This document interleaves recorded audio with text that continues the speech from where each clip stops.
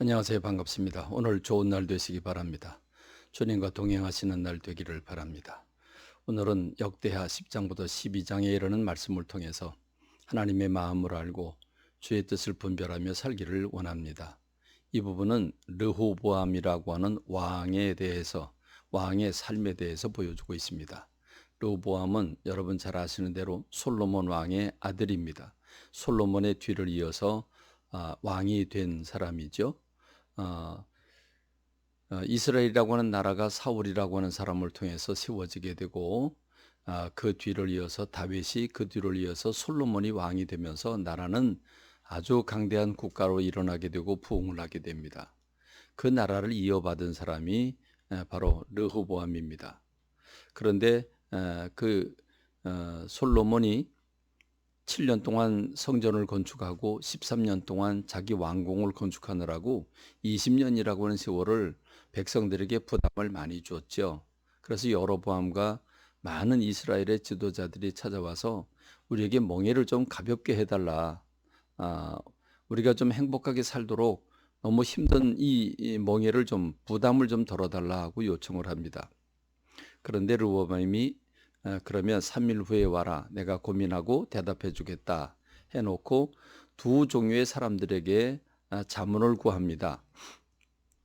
첫째는 나이든 신하들에게 그 충언을 좀 듣지요. 나이든 신하들은 얘기를 합니다. 왕이 20년 동안 어마어마한 성전과 왕궁을 건축하느라고 백성들이 많이 피곤해 있으니 백성들의 말을 들어주고 그들을 좀 기쁘게 하고 부담을 덜어주면 영원히 왕의 종이 될 것입니다. 라고 충언을 합니다. 그런데 르호보암은 그 말을 듣지 않고 젊은 신하, 자기와 같이 어려서부터 같이 자란 사람들이 이 얘기를 듣습니다. 그 젊은 사람들의 의견은 그랬죠. 리더십은 강력해야 된다. 백성들의 요구를 하나 둘 들어주기 시작을 하면 그러면 리더십은 무너지게 된다. 그러니까 강력한 리더십을 가져야 된다. 그래서 내 새끼손가락이 아버지의 허리보다 더 두껍다. 나는 아버지는 채찍으로 너희를 다스렸지만 나는 전갈 채찍으로 너희를 다스릴 것이다. 이렇게 가죽 채찍으로 다스렸지만 나는 너희를 전갈 채찍으로 다스릴 것이다. 이렇게 아주 포악하게 말을 하죠. 이 포악하게 말을 함으로써 여로보암을 비롯해서 10개의 지파가 반란을 일으키고 북쪽으로 올라가 나라를 세우게 됩니다. 그리고 남아있는 사람들은 유다 지파와 베냐민 지파가 남죠. 그래서 예루살렘 그 유대 지역에는 이 르호보암을 왕으로 세우고 유다 지파와 베냐민 지파가 있고, 그리고 북쪽으로 올라가 사마리아에 여로보암이 왕이 되면서 10지파가 뭉쳐서 북이스라엘을 이루게 됩니다. 그래서 남방 유다, 북방 이스라엘로 나누어지게 되지요. 근데 성경은 이 일이 하나님께로부터 말미암았다라고 말씀하고 있습니다. 무엇입니까? 어떻게 된 겁니까? 자, 왕권이 넘어왔고 백성들이 불평을 좀 털어놓았고 좀 부담을 덜어달라고 요청을 했습니다.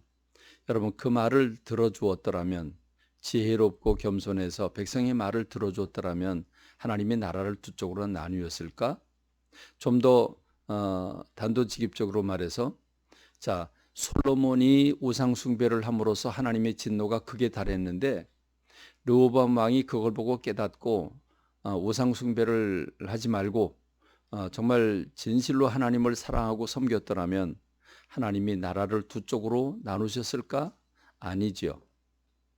우상 숭배를 격렬하게 했던 아합 왕이나 므낫세라고 하는 사람을 보면 하나님이 그들에게 진노하셔서 선지자를 보내서 하나님이 그들을 멸하시기로 선포하셨습니다. 근데 그 선포한 얘기를 듣고 아합 왕이 겸손하게 하나님 앞에 겸비하며 행동을 할 때에 하나님이 그에게 매를 때리지 않으십니다. 그렇습니다. 무슨 말입니까? 그것은 르호보암이 젊은 사람들의 요청을 듣고 젊은 사람들의 충언을 듣고 그걸 받아들인 것은 자기의 자의적인 선택이었습니다. 하나님이 강제로 나라를 나누게 하시려고 한 게 아니라 르호보암이 잘못해서 잘못 판단을 하고 강력한 리더십을 가져야 되겠다고 생각을 하고 노인들의 지혜를 거부한 겁니다. 그런데 하나님은 그거를 참견하지 않으셨습니다. 돕지 않으셨습니다. 그렇게 되면 나라가 나뉘게 되는 것을 주님이 보면서 막지 않으셨습니다. 왜냐하면 그 아버지 솔로몬이 우상 숭배를 많이 해서 하나님이 진노하셔서 나라를 나누시기로 작정을 하셨기 때문입니다. 그렇습니다. 비록 아버지가 매를 물려주었다고 할지라도 그 아들이 하나님 앞에 회개하고 바로 서면 하나님은 절대로 매를 때리시는 분이 아니십니다. 그러므로 오늘 저와 여러분들이 하나님의 치리 방법을 알아야 합니다. 그렇습니다. 아버지 솔로몬이 매를 벌어놨고 그 아들 르호보암이 포악하게 악종을 선택함으로써 나라가 두 쪽으로 나뉘어지게 됩니다. 하나님은 이것을 심판의 기회로 삼으신 것입니다. 한편 여로보암은 북쪽으로 올라가 열 지파를 세우고 나라를 세웠는데, 그런데 여로보암이 보니까 이스라엘 백성들이 하나님 앞에 예배드린다고 남쪽 유다로 자주 내려갑니다. 이렇게 했다가는 중앙 집권이 되지 않기 때문에 리더십이 무너지게 됩니다. 그래서 금송아지를 만들어 놓고 이것이 하나님이다, 그러니 예루살렘까지 가지 마라, 이렇게 해서 북쪽에 각 지파에 흩어져 있는 레위 지파들 그리고 제사장들을 다 해임을 하고 여러 산당에다가 염소나 송아지 우상을 만들어 놓고 일반 사람들을 제사장으로 자기 마음대로 임명을 함으로써 하나님이 여로보암에 대해서 진노하시게 되지요.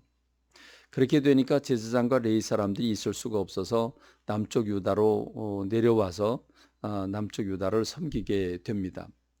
르호보암은 초기 3년 동안은 다윗과 솔로몬의 길을 따라가서 정치를 잘 합니다. 근데 나라가 견고하고 세력이 강해지자 하나님을 버리고 범죄합니다. 그래서 하나님이 애굽 왕 시삭을 보내서 대군을 일으켜 이스라엘을 치게 됩니다. 이때 스마야 선지자가 얘기를 하죠. 너희가 나를 버렸으므로 나도 너희를 버려 시삭의 손에 너희를 넘겼다라고 말씀합니다. 그러자 르호보암이 왕과 지도자들과 함께 스스로 겸비하여 여호와는 의로우시다라고 하면서 주님 앞에 엎드립니다. 그러자 하나님이 그래, 내가 너희들 회개하는 모습을 보니까 내가 너희들을 멸하지는 않겠다, 조금은 구원해 주겠다라고 말씀하시면서 그 노를 다 쏟아붓지 않으셨습니다. 하나님은 이렇게 회개하는 사람을 결코 외면하는 분이 아닙니다. 오늘 우리가 하나님 앞에 진실로 회개하면 주님이 받아주십니다. 르호보암이 생애 전체를 보면 악을 행했다고 말씀하고 있습니다. 왜냐하면 그가 하나님을 구하는 마음을 굳게 하지 않았다. 그러므로 오늘 저와 여러분들이 하나님 앞에 바로 서고 하나님을 진실로 섬기고 하나님을 사랑하면 반드시 하나님 여러분에게 응답하실 것입니다. 주님을 선택하고 사랑하는 여러분 되기를 간절히 소망합니다. 감사합니다. 말씀을 맺겠습니다.